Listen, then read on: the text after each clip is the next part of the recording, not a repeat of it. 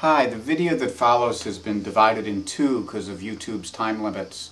So it'll break up in the middle and you can watch part 4 for the end of the video on soloing. Thanks for watching.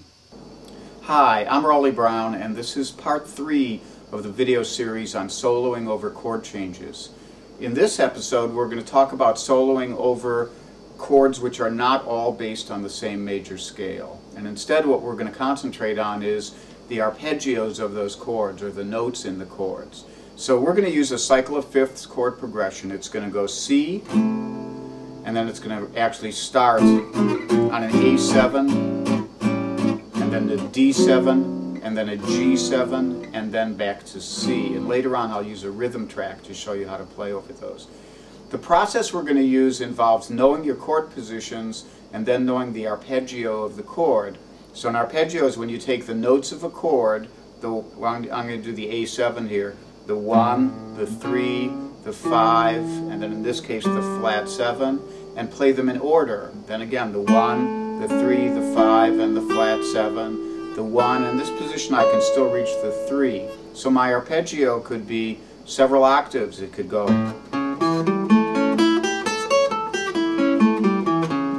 That's the A7. For the C, we're going to say, like if you had this, for the D chord, if you had this D position, you could go 1, starting on the A string, 3, 5, flat 7, 1, 3, 5, flat 7.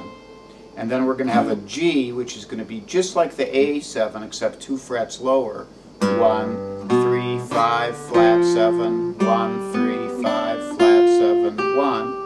And then the C, we can use a major, or I think we're going to use a sixth, which would go 1, 3, 5, 6, 1, 3, 5, 6.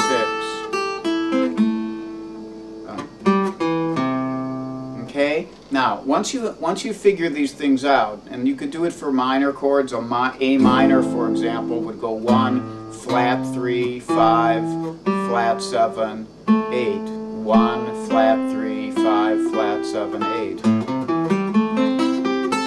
8. So any kind of chord, you can figure out the arpeggio of the chord. Really, all you need to do is be able to see the shape of the chord. So if you think of this big A7, we all know that A bar chord and then the A7, and then you fill in the notes, like here's a 3, but you need the 3 that's an octave below that. So if you know your octaves and you know the chord position, you can find the arpeggios. It's just like a picture of the chord chart, and then you fill in all the octaves of each of the notes. Okay? Once you get that, there's a 3-step process, and I'm going to go over it real quickly here. In the first step, all you do is play the notes of the arpeggio, and initially you'll just play through the arpeggio until you know it. But later on, you'll choose from those notes to play a melodic phrase. And then you change the arpeggio when you change the chord. So you play the A7 arpeggio over the A7 chord, D7 arpeggio over the D7 chord. The second step is using those arpeggio notes plus what we call approach notes. And an approach note is any note that's a fret below an arpeggio note. So if this is a 1-octave arpeggio of the major, A major, we could use these approach notes. So as long as you know the arpeggio, you automatically know the approach notes too. Now you're not going to use all of them because they'll sound kind of goofy if you just go,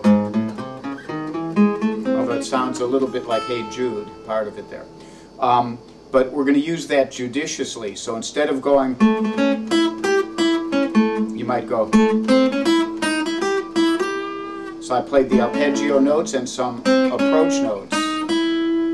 Okay. Then once I get that down, I can also play any notes that connect 2 of the arpeggio notes. So if we look at the arpeggio position I played for you here, it has the 5th fret of the low E, and then it goes 4th, 7th on the A string, and it goes 5th, 7th on the D string. Well, those notes I could connect up by using a chromatic line or using any fill-in notes I wanted to, any of them or all of them. So I could go, and And then here I have these two. I could go, this string I only had one note on, so unless I use a different fingering position, I won't use that one for right now when you're just beginning. The B string I have the 5th and the flat 7, which is fret 5 and 8, and I could connect those. So any notes that you can connect. When you play that way, you might start with your arpeggio and then do some connecting notes.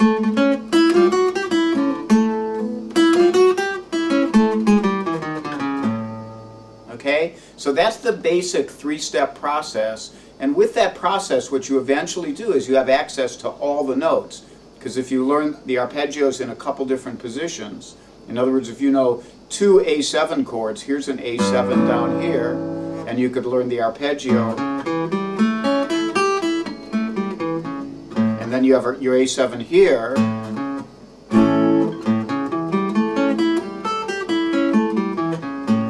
then you can get to that as well as that. You could get to this and this. You can get to this as well as... So you can pretty much connect up anything, and then it's just up to you to use your imagination and come up with interesting lines.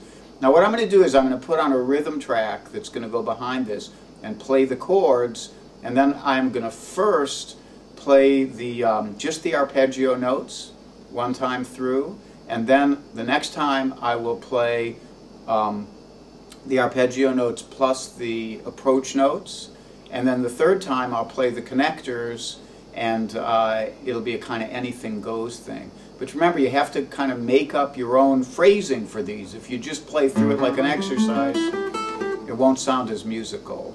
Okay? So, here we go. So to see the demonstrations, go watch Soloing Part 4, still in the Django Kelly user ID. Thanks.